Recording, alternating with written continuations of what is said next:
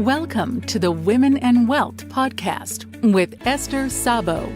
Esther is a respected leader in the field of personal financial advice with over 25 years of experience. After going through her own significant and challenging life-changing events, she overcame fear and self-doubt to launch her own successful advisory firm. Now Esther is ready to share her practical and personal experiences to help other women clear their hurdles and brave life's transitions. In this way, she inspires women to lead fulfilling and confident lives. Hello and welcome to Women in Wealth with Esther Szabo from Gates Pass Advisors. Today we're doing a part 2 podcast. If you have not heard the first one, go back and listen because we have a special guest, and that's Anasuya Basil. Anasuya has over 20 years working with midlife women to overcome the struggles of aging so they feel terrific in their bodies and can express their skills and wisdom with confidence. And I'm so pleased that she's back. Last podcast, we talked about chocolate chip cookies, and that's one of my favorite things, but we also talked about how to do it in a healthy way. So go back and listen to that. Good morning, ladies. How are you? Doing great, Eric. This is Esther. I'm so happy that we have another session with Anasuya Basil. How are you doing today, Anasuya? I'm great, and I'm really looking forward to talking about this some more. Me too. Well, there's so much to talk about here. And just for a brief review, Anasuya and I have worked together, continue to work together, but especially worked together during my own time of challenging loss. Anasuya is not only certified in acupressure and cranial sacral therapy, both of which were modalities that were really important to me as well. We won't be talking as much about body work today. We'll be talking more about her approach with holistic nutrition, of which she also holds a certificate in. And what we're really focusing on is, from my perspective as a personal financial planner and advisor, I work with women going through transition, helping them land on a very firm financial footing so that they can face their life moving forward with confidence and with ease. And I cannot approach that without addressing that this is a holistic situation. One can't just separate out mind from body from spirit. So I'm really excited to hear more about the support that Anasuya has through her firm. And actually, Anasuya, I might throw you off a little bit here, but you called your firm My Body Wisdom. Can you talk a little bit about why you named your firm that? Sure. Well, I call my practice My Body Wisdom because I just really believe in the importance of developing body awareness. When we have more body awareness, we then know how to take care of ourselves in our unique way. We can listen to experts and then try what they say, but if we don't pay attention to how we feel, then we can't adjust for our unique needs. And I do believe that inside of each of us, our bodies hold a wisdom. They are always yearning and striving for health and wellness. And when we listen to that, we can support that natural urge of the body and feel our best. Absolutely. And I'm curious, as we move forward today to our topic about what happens when our body is under stress of transition. We talked about that a lot a couple of weeks ago. Can you talk more about how stress and challenging times affect the body, some of the ways that these times affect the body? Yeah, they really have a strong effect on our bodies. So when we are under stress, the adrenal glands are these little glands that sit right on top of the kidneys in our lower back. And these adrenal glands secrete cortisol. And that is one of the hormones that helps us deal with stress. So we think there's danger approaching in some way. We get that heightened feeling like, oh, we have to do something, something's happening. And the adrenals secrete cortisol, they secrete adrenaline, also known as epinephrine. And that helps mobilize our body to face this challenge and meet it. And as we said before, it's the exact same hormone is secreted from the adrenals if we are facing a tiger as if we're facing a divorce or we're facing a new job or any other stressor. And so thinking about how can I support the adrenals so that they don't become depleted in the face of ongoing stress is a really good thing to think about. And having regular protein in meals, something we talked about, that actually specifically really helps our adrenals. Those proteins support the production of those stress hormones. And also, I want to say that the greatest concentration of vitamin C anywhere in the body is in the adrenal glands, because they need that in order to produce those hormones. And so, vitamin C is really important when facing stress. So you can get that from, we think of oranges and lemons. They're also in red peppers. It's in broccoli and green peppers and Brussels sprouts and things like that. So having those foods in our diet do help our adrenals respond to stress. Unrelenting stress really has a negative effect on our bodies in many ways. It's okay in a temporary basis to have a slowdown in your digestion, but you can see if this happens day in and day out, your body says, okay, I can't digest because I have to face this tiger. And so you start to not digest your food well and not absorb nutrients as well. And that means that all the other systems in their body are not functioning as well. So worse digestion is a big problem when you have unrelenting stress. And then it also throws off our hormonal balance. It's really interesting because when we make cortisol, we take away the ability to make estrogen, testosterone, and progesterone, because our body says, you know what, reproduction is not so important. It's more important to make cortisol. And I always think of this study, it's an older study from the 40s in World War II, when a doctor was on the Italian front. He was a colonel, or he had a high position. And so he had these infantry men under him. And he actually, because he was a doctor, he took blood samples before and after combat, and he measured their testosterone. And he found out that before combat, their testosterone levels were at a level of a normal 18, 19, 20-year-old man. After combat, they were at the level of a 70-year-old man, because they had to take that energy from making testosterone and put it into cortisol to face combat. And so even women create a little testosterone, but it has the same effect on our estrogen and progesterone. So when you talk about, it affects digestion, I mean, that sounds like maybe that's uncomfortable, but tell me more about what's the impact of having slower digestion. Yeah, so it's like if you sit down to a meal, or you don't sit down, you eat in a car, you eat standing up because you're so busy. It's like your abdomen is tight and your energy is going to your extremities a lot, to our shoulders and jaw. And so we don't secrete digestive juices. So we don't break down the food completely. That can lead to things like fermentation in the stomach and create GERD, or esophageal reflux, so we can get heartburn. It can also just mean that we are not digesting our food and it's passing through our system without us receiving the benefit of those nutrients. Mm-hmm. It can lead to more bloating and gas and discomfort and pain. And so that is something that, a sign that we're not digesting our food properly. Mm-hmm.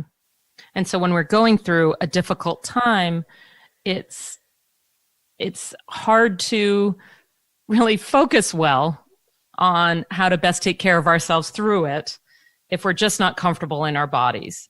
Yeah. And so sometimes, yes, we get drawn to eating comfort foods when maybe a warm soup or stew, and making sure that we sit down and take a deep breath before we eat, maybe 3 deep breaths before we eat, because when we do deep breaths, you can just feel how just very subtly things start to soften, and that makes your stomach more ready to receive the food and digestive juices there. So how else does, the adrenals, it's so interesting. I had no idea that vitamin C was such an impact on adrenals. I just always think of that as, well, you have a cold, you take vitamin C. So I guess that comes from the body's under stress when you have a cold. So that's helpful. What other ways does it impact our bodies to have this level of stress? Well, I think one that's super important for people going through transition is that it can lead to brain fog, that inability to focus, that concentration. It's just when you have like this mountain of paperwork to go through to deal with these changes in your life, it's like you can't focus or concentrate. And, part of that is a result of a long-term stress response. So brain fog is a common side effect. And the brain fog it's being challenged completing tasks. Are there other symptoms of brain fog? Or I know when I've experienced it, it is very hard to focus. I guess focus is the biggest challenge. Is there more than that to brain fog? Well, it's hard to manage your emotions, because you can just imagine when you're under stress, it just takes up a lot of neurotransmitters to feel whether it's extreme joy or extreme stress, sometimes even like going through a wedding. You're very happy to get married, but it's also like there's a certain stress around it too. And so there's a lot of neurotransmitters being used. So you have to eat to be happy too. But it's also, that difficulty focusing and concentrating and coming up with the right words and just being patient to sit with tedious tasks is something that I think is very hard to do. Now, good eating habits will help, but I do find on the short term, there's a supplement that I may suggest to some of my clients to help. The tendency is to go for caffeine. Right. But unfortunately, caffeine has an after effect can lead to more brain fog. It can feel good at first, but then there's a crash that can follow. And so if you're having more caffeine than your body can handle, we're all different about how much we can detoxify and handle, then it can lead to a lot more brain fog. And instead of caffeine, what some people find really helpful is something called acetyl L-carnitine. So it's L-carnitine, which is an amino acid, and it's an acetylated version, which means that it can cross the blood-brain barrier. So acetyl L-carnitine is something that I take to help me focus. And I notice that when I take it, within 20 minutes, I'm much more able to focus. I don't feel stimulated. I don't feel anything particular. I only notice that I've taken it when at the end of the morning, I'm like, wow, I got through a lot and I kept my focus. Mm-hmm. And what it's doing is it's actually crossing the blood-brain barrier, and it's supporting the mitochondria, or the energy generators. So mitochondria, there's a lot of them in the brain because the brain uses up a lot of energy, and we need to take care of our mitochondria, and acetyl L-carnitine helps, feed the mitochondria. And so I just want to check, are you suggesting that people stop drinking caffeine?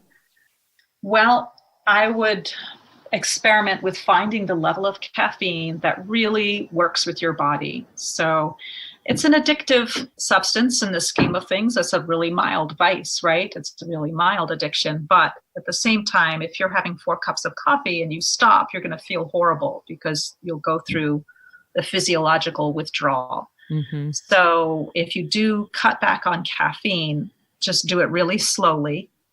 And so what I've done over time, I have found I love black tea, and feels so nice to have that in the morning. And what I do is I make a nice pot and I actually throw out the first brew. So I brew it for about 30 to 60 seconds. I throw that down the sink and I rebrew it. And that takes out quite a bit of caffeine. And so I'm able to drink it without getting in any way like jittery or stimulated. And I could skip a day of that beverage without noticing any withdrawal symptoms. Mm-hmm. Yeah, because I know sometimes if people hear take out caffeine, then the mind shuts off to anything else because it's so scary to think about letting that one go. So yes, and it's just that is, anything that we're addicted to, the mind is going to say, no way. Right. No way. I mean, that's just the nature of addictions, whether they're small or great. But, having compassion for our brain, being very gentle and just only like lowering the amount slowly, finding the substitutes that you like, that work for you. is a nice way to do it. And you find that you actually feel better energy, more solid energy, and more clarity, and it's worth it.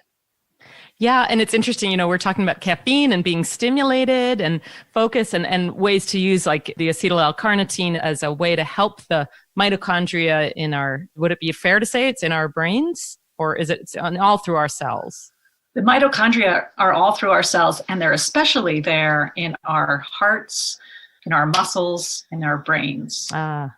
Okay. So there's different alternatives to stimulation that is much more healthy and supportive of a sustained experience of focus and health and decision making. Now, what do we talk about at the end of the day? Because what I hear from a lot of women is they're really challenged with sleep.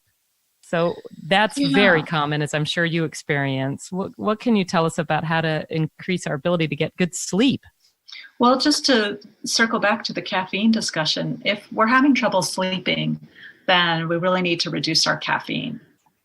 And I do suggest that people maybe once or twice a year just have a time where they very slowly reduce, so that they can have a couple weeks where they see what their body is like without caffeine, because a lot of us don't know really what our body is like when without it. And so that gives us a really good hint. But at least just cut back your caffeine and see how that improves your sleep. I find my clients often have better sleep with less caffeine. And then before bed, it's really good to, like, alcohol is another thing that is hard on sleep. So another reason not to have alcohol, and to find other ways of relaxation besides alcohol. It might help you get to sleep, but it'll make you wake up in the middle of the night and not get back to sleep. So avoiding alcohol, and then magnesium before bed can be really helpful. Magnesium is a mineral, and we use up a lot of magnesium when we're under stress. It's used for over 300 different biochemical reactions in our body. So we use a ton of it up, and it's one of the most common deficiencies in the United States. So it actually can help muscle cells release. So muscle cells contract, and then magnesium helps them release. And before bed, some people find that super helpful. Some people, I realize, are sensitive to melatonin, and others are not. I am one of those people who is sensitive to melatonin, and if I have that before bed, within 20 minutes, I cannot keep my eyes open. It doesn't work for everybody, but another supplement that can be helpful for sleep is called 5-HTP, which is a form of the amino acid tryptophan, which goes to make serotonin. And serotonin is like a feel-good neurotransmitter. It's going to be used. You may need more support with that. When people take SSRIs, selective serotonin reuptake inhibitors, they are allowing their nerves to get more uses out of the same molecules of serotonin. And so that can help them with relieve depression and help with sleep as well. But it doesn't actually give you any more molecules of serotonin. It doesn't actually create any, whereas 5-HTP helps your body create more molecules of serotonin. And so ideally you take 5-HTP not when you're taking SSRIs or antidepressants, but you can take them together, but best under guidance. But that can actually really help your body as well. And then there are some herbs that are very relaxing. Valerian is one, passion flower is another.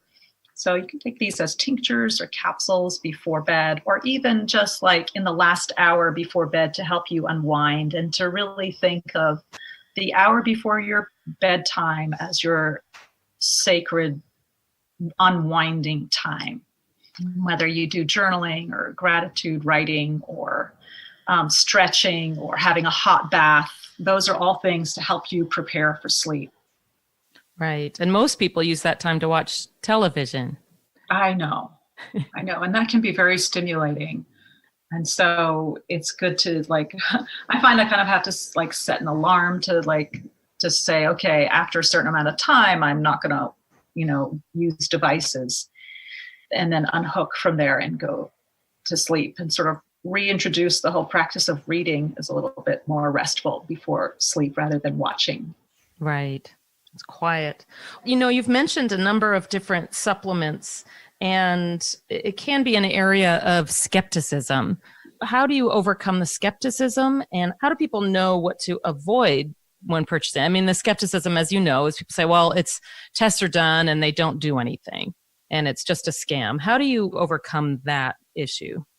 Well, there are studies that say that having a multivitamin every day is beneficial. And so there you can find these studies in, the National Institute of Health on PubMed, which is a big place where they have all these scientific studies. And I feel like there's a lot of reasons why we're not getting adequate nutrition between our agricultural practices, the soil getting depleted, the way we grow food they've done studies to show that there's less minerals in them today than they were, 50 years ago. So we get less minerals and vitamins in our food. And as say, if we're going through transition and going through a lot of stress, you're using up a lot. You're revved up high, so you're using up more. And there's such a big range of quality. Like there are some products that are very, very low potency, and they're using the most unabsorbable forms of the nutrients. And I would say, yeah, that would be a little bit of a waste. But if you have a good quality supplement, I don't think getting supplements in a drugstore is the best place to get a supplement. They're better from a good health food store, or as a professional nutrition consultant, I can order from professional supplement lines and have my clients order that way. I've just had really good results. Now, even when I was in my 20s, I always felt that if I took a multivitamin, I got through stress better. And so I learned from a very young age that I do better with a multivitamin. The thing is, you just don't feel it when you take it at the time. You feel it like a month later. You feel like this general feeling of greater stamina and balance. Right. So it's just having the support through that month. Going through it. I know too, with the brain fog and the other, mainly the brain fog, the ability to focus, avoidance of other colds and flus and all of that. There are certain supplements that I would not want to do without either. And you're so helpful about guidance of navigating these different supplements. So I just want to encourage others to consider taking advantage of all this knowledge that you have. And you have a special program coming up that would be a wonderful introduction for people. Can you tell us a bit more about that? I have a group detox program that's starting at the end of April. And this is a wonderful time for people who really want to take some of these things that we've talked about and put them in practice. It's sometimes overwhelming to think about it all by yourself. Mm-hmm. But to do it in a group setting is really, really helpful so that you can stay on track and really be amazed at how much progress you can make towards really having healthy eating habits that support your life. And we just meet each week for about 5 weeks, and we increase healthy foods, we decrease unhealthy foods, we take the high quality supportive supplements, and we just really try different things and report back to each other once a week so that you feel motivated and encouraged to make these changes, and you hear what other people are doing, and that is like really engaging. So it's fun, and I always feel like we make so much progress together as a group. And do you make people absolutely get rid of all sugar, all dairy, all caffeine, all alcohol, all gluten, all eggs, all of that? Or is that a requirement for people to participate? No, I'm not a drill sergeant type of nutrition consultant. I really feel a lot of compassion for what people are going through. And I also have a lot of trust in people's abilities to tune into themselves and say, you know what? I can get my caffeine down to 1 cup a day. I've been doing 6 cups a day. If I can get it down to 1 cup a day, that is huge progress. I mean, the goal is to have an experience of being caffeine free at some point in your life, but maybe it's not this time. I just want to see progress, not necessarily perfection. And everybody is coming in at different levels. For some people, that would not be an issue. and they would have something else that they want to, that's their edge of making changes. So there's a lot of compassion, there's a lot of understanding, and there's no judgment about what we do. The more you do in the context of what you can handle is where you get the best results. Right. And how do people find out more about this? How do they connect with you? The best way to connect is go to my website, which is www.mybodywisdom.net, mybodywisdom.net. And there's a sign up there to get on my mailing list, and you receive the gift of an ebook called Midlife Renewal for Women, which has some of this information in it. And when you're on my mailing list, you'll be the first to know about when the group Tea Talks is and when I have any of my programs presented. Thank you so much. I really encourage everyone to participate as they are able in a program like this coming up right around the corner at the end of April. And it really is a supportive, really interesting and involved process to go through making some of these changes in health and seeing how our bodies respond. And it's true that whatever stage you're in right now of transition, if it's really difficult and challenging, or if you're coming through the other side, having a good connection with our physical health. I am sure listeners all know somebody who maybe they're very wealthy, but they don't feel very well physically. And it makes such a difference to support good health throughout our lives, regardless of the changes and transitions going on, to always come back to that place of strength within and to get the support we need to return to that place. So Anasuya, thank you so much for everything you shared with us today. You're very welcome. It's my pleasure.